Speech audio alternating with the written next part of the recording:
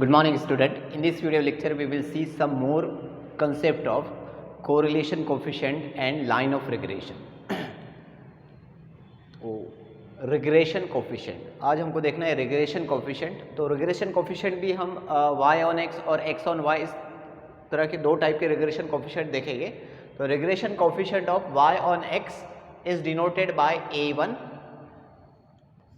And defined as a1 is equal to r del y upon del x. ये del suffix y है, del suffix x है. तो a1 is equal to होता है r del y upon del x. देखो बहुत आसान है, y ऑन x तो डेल y ऊपर रहेगा और डेल x नीचे रहेगा. तो a1 is equal to r del y upon del x. और इस तरह से भी डिनोट करते हैं, ये भी रिग्रेशन कोफिशिएंट है. a1 is equal to summation x y upon summation x square into x. Right है.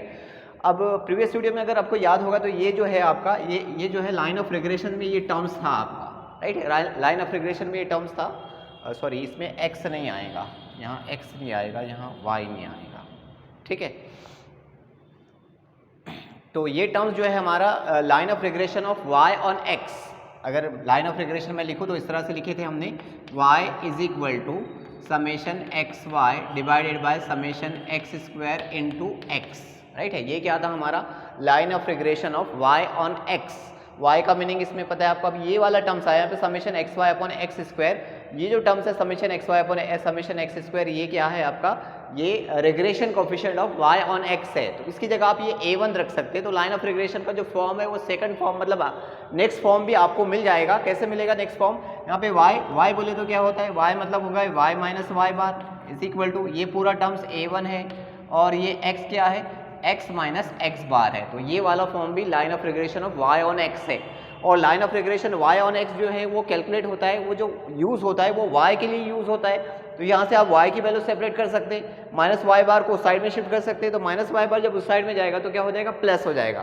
तो y is equal to answer आ जाएगा a1 से इधर मल्टीपल कर दिए तो a1 x minus a1 x बार और ये प्लस y बार. ठीक है. तो देखो ये वाला फॉर्म जो दिख रहा है आपका, ये फॉर्म, ये भी line of regression of y on x है. तो ये भी आपको ध्यान रखना है. यहाँ पे ये पूरा टर्म्स अगर देखेंगे, सेकंड टर्म्स और थर्ड टर्म, ये x बार है, y बार है. x बार मतलब मीन है और y बार मतलब मीन है. राइट है. तो ये भी कांस्टेंट नंबर है, ये भी कांस्टेंट नंबर है. तो ये दोनों के दोनों नंबर कांस्टेंट है. अगर ये दोनों नंबर कांस्टेंट को मैं एक कांस्टेंट से डिनोट कर दूँ तो y इज इक्वल टू, अगर मैं ये दोनों को मिलाकर जो है वो a0 से डिनोट कर दूँ तो a0, इसकी जगह मैं a0 रख देता हूँ और ये प्लस a1x. तो ये वाला फॉर्म भी जो है तुम्हारा line of regression of y upon x है, ये नोटेशन आने के बाद. ठीक है. Regression coefficient of y on x, ये नोटेशन अगर आपके पास आ गया तो line of regression of y on x इस तरह से भी आप लिख सकते हैं. ठीक है. तो फिलहाल हमको पढ़ना है रिग्रेशन कोफिशिएंट. उसके बाद सेकंड है regression coefficient of x on y is denoted by b1 and defined as b1 is equal to r del x upon del y. देखो यहाँ पे x ऑन y है तो डेल x ऊपर है और डेल y नीचे है. या फिर इसको b1 को ऐसे भी डिनोट कर सकते हैं, summation x y upon summation y square. अब इसी नोटेशन का अगर मैं यूज़ करूँ तो line of regression of x on y को आप इस तरह से भी लिख सकते हैं, x is equal to b0 आ जाएगा प्लस यहाँ पे b1y. ठीक है. ये लाइन ऑफ रिग्रेशन का सेकंड फॉर्म भी ये नोटेशन से हमारे को ऐसे जनरेट हो जाएगा. ठीक है. तो ये भी आपको ध्यान रखना है. तो ये हो गया. वेयर r क्या है यहाँ पे, where r is the coefficient of correlation and sigma x sigma y are standard deviation of x and y respectively, defined as sigma x is equal to under root summation x square upon n, sigma y is equal to under root summation y square upon n. ये जो sigma x sigma y है ये असल में standard deviation है x variable और y variable के, जिसका फॉर्मूला ये है. ठीक है. तो नेक्स्ट देखेंगे हम variance.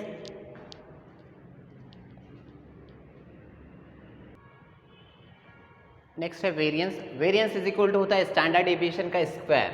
That is variance of x is equal to sigma x square, मतलब standard deviation of variable x का square, and variance of y means standard deviation of y का स्क्वायर. राइट है. तो नेक्स्ट है हमारे पास correlation coefficient in terms of regression coefficient. तो होता है r is equal to correlation coefficient, r is equal to होता है अंडर रूट a1 b1. ठीक है. ये जो कोरिलेशन कोफिशिएंट का फॉर्मूला है ये in terms of regression coefficient है। A1 और B1 क्या है यहाँ पे, where A1 and B1 are regression coefficient of x and y respectively. Just अभी अभी हमने इन दोनों का जो है वो रिजल्ट देखे हैं, ठीक है। तो r is equal to √A1 B1 होगा।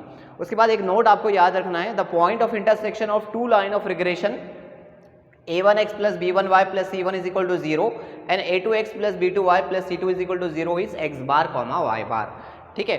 तो लाइन ऑफ रिग्रेशन है, तो लाइन ऑफ रिग्रेशन जो है उनका पॉइंट ऑफ इंटरसेक्शन जो होता है वो x बार, y बार होता है। x बार क्या है, x बार हमको पता है मीन ऑफ x वेरिएबल है और y बार क्या है, मीन ऑफ y वेरिएबल है, ठीक है। अब हम देखेंगे ये सारे कंसेप्ट पर एग्जाम्पल।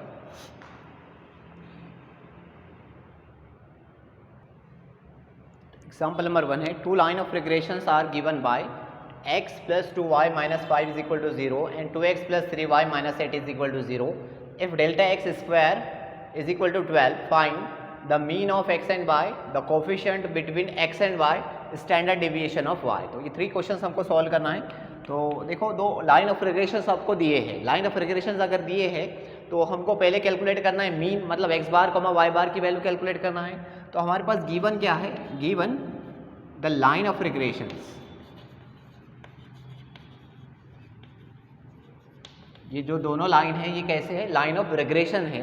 कौन सी है, x प्लस 2y माइनस 5 को मैं साइड में शिफ्ट कर देता हूँ, ये प्लस 5 हो जाएगा। और सेकेंड है 2x plus 3y is equal to 8 को साइड में मैंने शिफ्ट कर दिया हूँ, ठीक है। ये नंबर 1 और ये नंबर 2। अब जस्ट अभी हमने एक नोट लिखे थे कि लाइन ऑफ रिग्रेशन का जो पॉइंट ऑफ इंटरसेक्शन होता है वो x बार, y बार होता है। x बार मतलब मीन ऑफ x और y बार मतलब मीन ऑफ y, ठीक है। We know that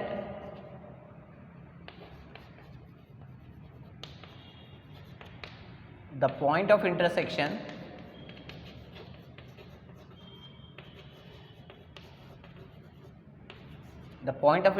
of line of regression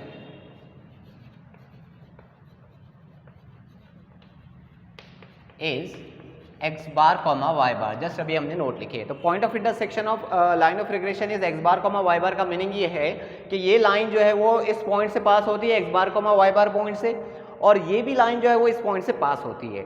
जब दोनों लाइन जो है वो x बार, y बार पॉइंट से पास होती है तो दोनों लाइन को हम जो है वो ये पॉइंट के फॉर्म में लिख सकते हैं। दैट इज हम इस तरह से कर सकते हैं, दैट इज ये x के पोर्शन पे x बार लिख सकते हैं प्लस 2y, y के पोर्शन पे y बार लिख सकते हैं is equal to 5, x bar, y bar के फॉर्म में इसको लिख सकते हैं। सेकंड इक्वेशन को भी हम ऐसे लिख सकते हैं 2x bar plus 3y bar is equal to 8। अब ये simultaneous equation in terms of x bar, y bar है। इसको सॉल्व करेंगे तो x बार और y बार की वैल्यू मिलेगी आपको, राइट है। तो इसको जब हम सॉल्व करेंगे तो इसका आंसर आएगा x bar is equal to 1 and y bar is equal to 2, ठीक है। ये पहले क्वेश्चन का आंसर हो गया। आपको x और y की मीन कैलकुलेट करना था। x और y का मीन हमने कैलकुलेट कर लिया। x का मीन 1 आया है और y का मीन कितना आया है, 2 आया है, ठीक है। तो देखो आसान है, लाइन ऑफ रिग्रेशन अगर दिया है, मीन कैलकुलेट करने के लिए बोला, तो जो हमारा लाइन ऑफ रिग्रेशन है वो x बार, y बार इस पॉइंट से पास होता है। तो लाइन ऑफ रिग्रेशन को हम x बार, y बार के फॉर्म में लिख सकते हैं, राइट है। जब हम इस फॉर्म में लिख लिए तो अब इसको सॉल्व कर लेंगे, साइमल्टेनियस इक्वेशन को कैलसी में रखेंगे तो ये आंसर आ जाएगा डायरेक्टली। तो फर्स्ट क्वेश्चन का आंसर आ गया। अब सेकंड क्वेश्चन हमारे को कैलकुलेट करना है कोफिशिएंट, मतलब कोरिलेशन कोफिशिएंट। कोफिशिएंट का मतलब यहाँ पे कोरिलेशन कोफिशिएंट है बिटवीन x एंड y, मतलब r की वैल्यू आपको कैलकुलेट करना है। अब यहाँ पे कोई डेटा नहीं दिया है लेकिन लाइन ऑफ रिग्रेशन है आपके पास, तो लाइन ऑफ रिग्रेशन से आप क्या कैलकुलेट कर सकते हैं, a1 और b1 की वैल्यू कैलकुलेट कर सकते हैं। देखो मैंने दूसरा फॉर्म जस्ट अभी आपको बताया है कि लाइन ऑफ रिग्रेशन को आप ये फॉर्म में भी लिख सकते हैं, इस तरह से भी लिख सकते हैं। कैसे, y is equal to a0 plus a1x। तो जो a1 रहेगा वो क्या रहेगा, रिग्रेशन कोफिशिएंट रहेगा, राइट है। उसी तरह से line of regression of x on y को आप इस तरह से भी लिख सकते हैं, b0 प्लस b1y, ठीक है। यहाँ पे जो b1 रहेगा y का कोफिशिएंट वो क्या रहेगा, वो रिग्रेशन कोफिशिएंट ऑफ y रहेगा।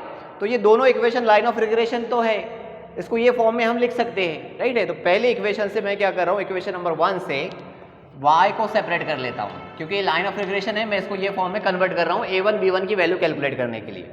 तो इक्वेशन नंबर 1 से मैं क्या कर रहा हूँ, y की वैल्यू सेपरेट कर रहा हूँ। 5 यहाँ पर है, ठीक है। ये x को मैं उधर शिफ्ट करूँगा तो माइनस हो जाएगा, और फिर ये 2 जो है वो y का मल्टीप्लिकेशन है, इसको डिवाइड करेंगे पूरे इक्वेशन को, तो क्या बन जाएगा, y इज इक्वल टू बन जाएगा आपके पास 5/2 माइनस x/2, ठीक है, 5/2 माइनस x/2। मैंने क्या किया, x को साइड में शिफ्ट किया तो माइनस x हो गया, फिर ये y का कोफिशिएंट 2 है तो 2 से डिवाइड कर दिया।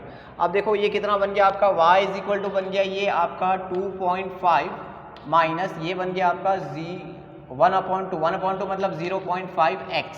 तो देखो a1 इज इक्वल टू कितना बना आपका, ये x का कोफिशिएंट माइनस 0.5। तो देयरफॉर ये लिखेंगे हम रिग्रेशन कोफिशिएंट, ठीक है, regression coefficient, therefore regression coefficient of y on x is, ये क्या बन गया आपका, a1 is equal to minus 0.5 बन गया है। उसी तरह से सेकंड इक्वेशन से regression coefficient of x on y calculate करेंगे। सेकंड इक्वेशन से x की वैल्यू को सेपरेट करेंगे, ये 3y को साइड में शिफ्ट करेंगे, प्लस है उस साइड में जाने के बाद क्या होगा माइनस, फिर 2 से पूरे इक्वेशन को डिवाइड करेंगे तो क्या बन जाएगा इक्वेशन नंबर 2 से, इक्वेशन नंबर 2 इम्प्लाइज, ठीक है, तो कितना बना आपका x इज इक्वल टू ये 8/2 मतलब ये बन गया आपका 4 माइनस 3/2y, ठीक है, 3/2y, 3/2 मतलब कितना हो जाएगा 1.5 हो जाएगा।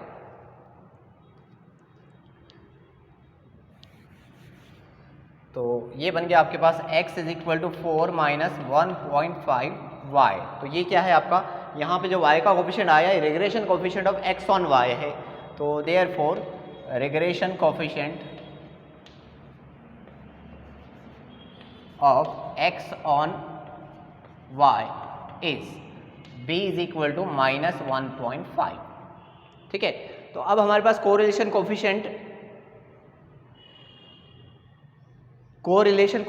का जो फॉर्मूला है रिग्रेशन कोफिशिएंट के फॉर्म में b1 इज इक्वल टू, ठीक है, देयरफॉर क्या होता है correlation coefficient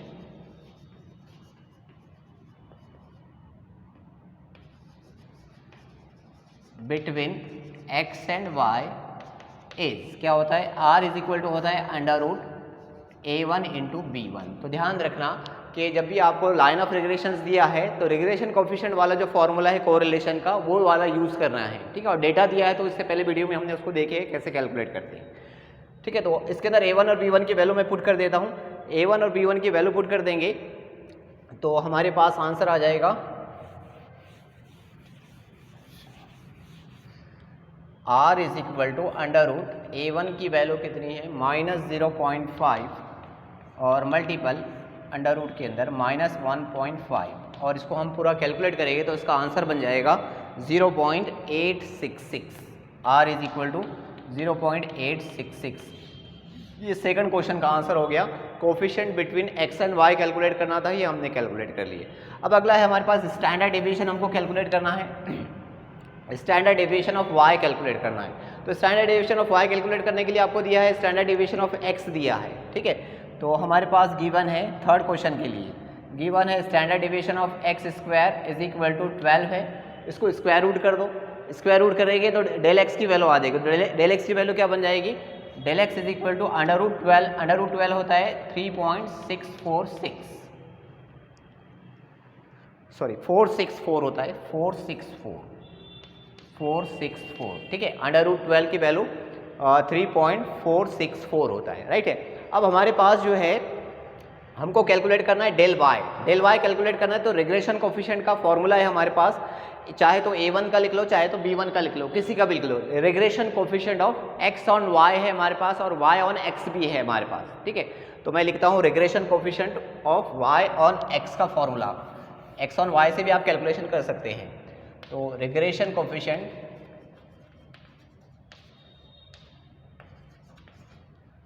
of y on x क्या होता है, a1 इज इक्वल टू होता है r del y upon del x, y on x मतलब डेल y ऊपर रहेगा और डेल x नीचे रहेगा। a1 की वैल्यू हमने कैलकुलेट की है, a1 इज इक्वल टू कितना कैलकुलेट की है, माइनस 0.5 था, minus 0.5 is equal to r calculate किए हैं 0.866 मल्टीपल डेल y हमको कैलकुलेट करना है और डेल x की वैल्यू हमारे पास क्वेश्चन में गिवन है 3.464, ठीक है। तो डेल y की वैल्यू हमको कैलकुलेट करना है, बाकी वैल्यू को मैं सेपरेट कर लेता हूँ। तो del y is equal to कितना आ जाएगा, इसको डेल वाई को यहीं पे रहने दो, del y is equal to इधर है -0.5 मल्टीपल, ये डिनोमिनेटर में चले जाएगा और ये न्यूमरेटर में आ जाएगा 3.464 डिवाइडेड बाय 0.866। अब ये सभी को कैलसी में रखेंगे और इसका आंसर आता है -2.101। Del y is equal to -2.101, ये इसका फाइनल आंसर है।